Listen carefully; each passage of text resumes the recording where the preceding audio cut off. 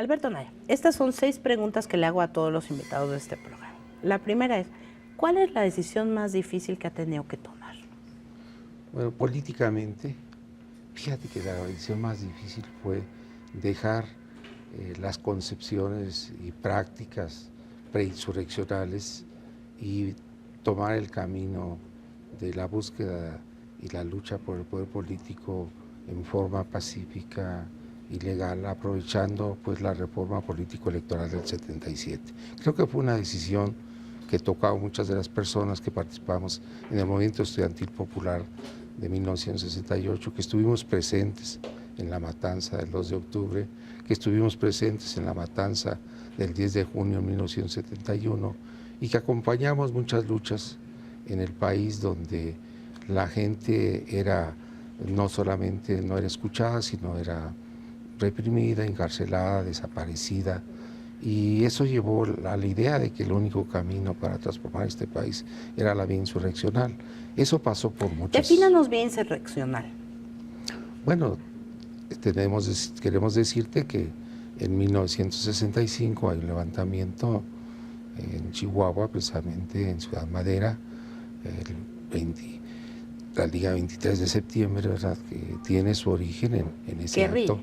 Y la guerrilla, ahí se levantó en armas el profesor Arturo Gámez y también se levantó en armas el doctor Pablo, y desde luego Pablo Gómez, y desde luego pues la gente que participó en ese levantamiento, todo el mundo fue aniquilada, ¿no? Pero posteriormente tenemos en el 67 el levantamiento de Lucio Cabañas, precisamente en Atoyac de Alas Guerrero, y 68 se fuga de la cárcel de Iguala Genaro Vázquez Rojas, que también levanta otro levantamiento armado.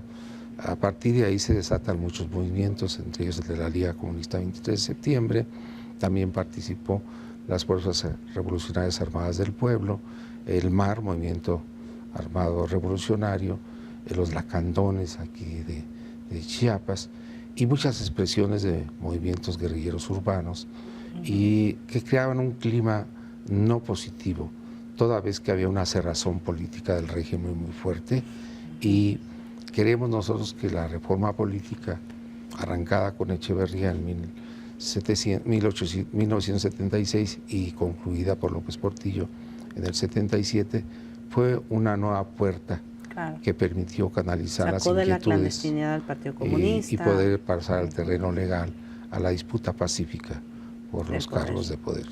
¿Cómo ve el país al terminar este sexenio?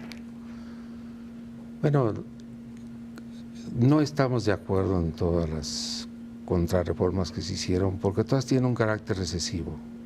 Es decir, ninguna va a abonar a que se venza la crisis productiva que este país vive a partir de 1982. Es decir, de 82 a la fecha tenemos un crecimiento promedio de 0.6, restando el crecimiento poblacional de 1.7. Queremos decirte que el crecimiento de este país de 1935 a 1982 fue entre 6 y 7% de manera creciente y sostenida, es decir, el llamado milagro mexicano.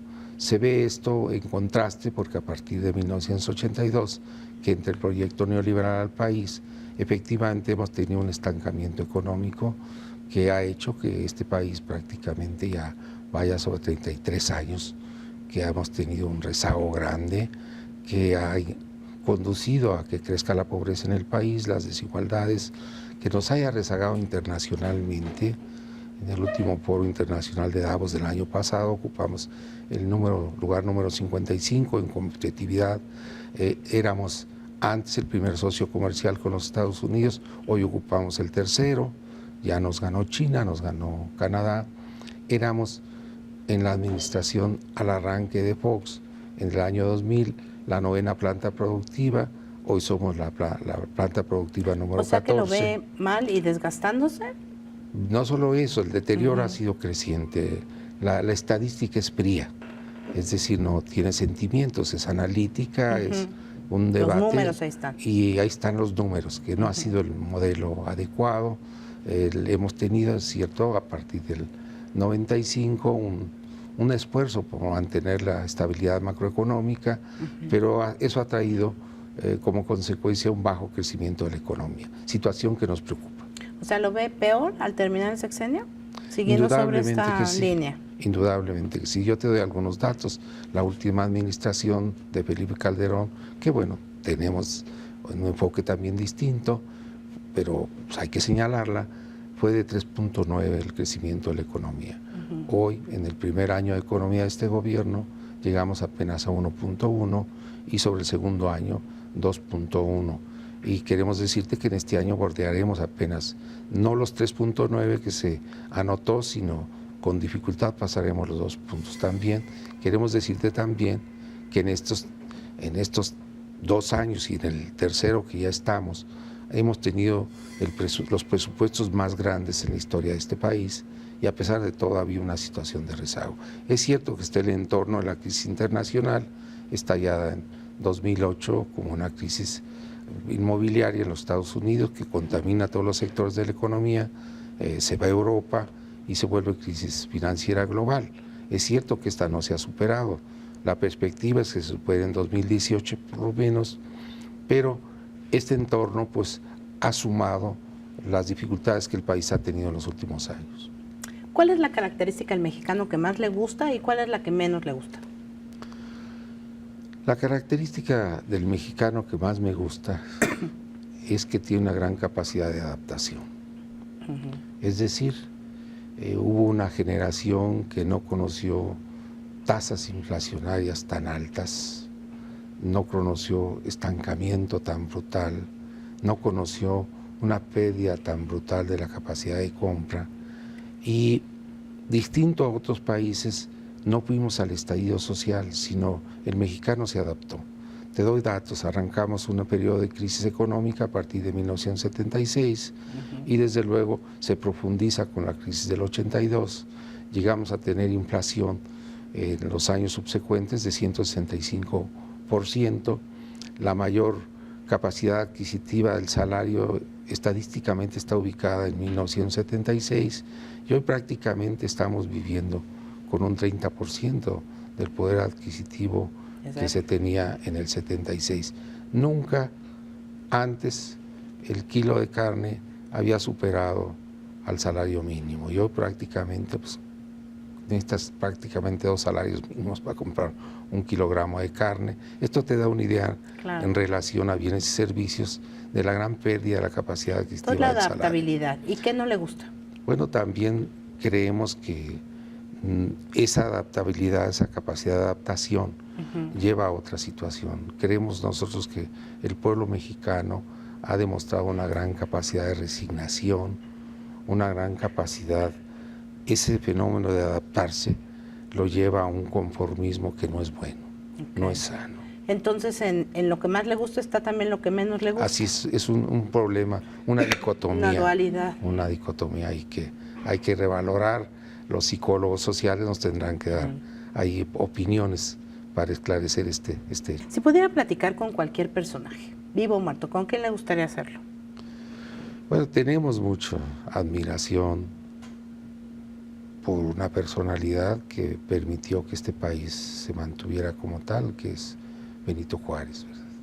Queremos que su lucha por mantener la integridad de la República, por mantener al país a salvo de la invasión francesa, fue una proeza grande. Y como personaje también claro, interesante, creemos que Emiliano Zapata sería una persona importante por lo que significó. Quizás ha sido el personaje de la revolución más limpio, más bien intencionado y que demostró en los hechos que su único interés era buscar que la tierra se repartiera a la población indígena, se restituyeran los ejidos y se dotaran de aguas y tierras a todo el campesinado mexicano. La figura de Emiliano Zapata es muy emblemática. ¿Cuál es su más grande arrepentimiento, Alberto? Bueno, desde el punto de vista político, y te lo decimos con propiedad, es no haber participado en los procesos político-electorales inmediatamente después del 77. Nos mantuvimos reacios hasta el 88. Creo que fue una pérdida de tiempo muy grande. Tuvimos apenas la decisión de conformarnos como partido político en 1990, un conjunto de movimientos y organizaciones sociales a lo largo y a lo ancho del país, en donde participaron elementos de la Coordinadora Nacional del Movimiento Urbano Popular, participó también la Coordinadora Nacional de Trabajadores de la Educación, vertientes importantes, y Coordinadora Nacional Plan de Ayala. Creo que esas corrientes, esas vertientes del movimiento y de organizaciones sociales, pues coadyuvaron en cristalizar lo que es hoy el Partido del Trabajo, y creemos que fue un error no haber empezado antes. Y finalmente la sexta es, ¿cuál es su grosería favorita? Busco tener siempre un lenguaje apropiado. ¿Sí? Fui educado. ¿Pero nunca se le sale ni una? Muy difícil. ¿Sí? Siempre busco estar estable y difícilmente utilizo en mi vocabulario palabras altisonantes. ¿Pero cuál es su expresión de mayor coraje, aunque no sea una grosería? Eso, cuando uno se encabrona. Claro, sí. Cuando uno se encabrona, pues se encabrona. Muchas gracias.